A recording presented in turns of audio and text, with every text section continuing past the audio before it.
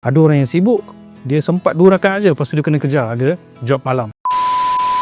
Ada ibu-ibu yang sibuk pada waktu malam nak kena jaga anak, susukan, tak nak pergi solat di masjid. Adakah dia terlepas daripada kelebihan solat malam? Tidak, dia boleh solat di rumah. Suami pun kalau dia kata, saya nak solat sama dengan isteri lah, berjemaah di rumah, dikira tak? Dikira juga. Dengan bilangan-bilangan yang mampu. Ya. Ada Tapi Ustaz, dia kena genap ke ganjil ke macam mana? Kalau kita lihat solat tarawih ataupun solat malam ni, Nabi SAW sunnahkan tutup dengan witir. okey. Kod mana pun dia akan jadi genap campur ganjil. Dia akan jadi ganjil lah.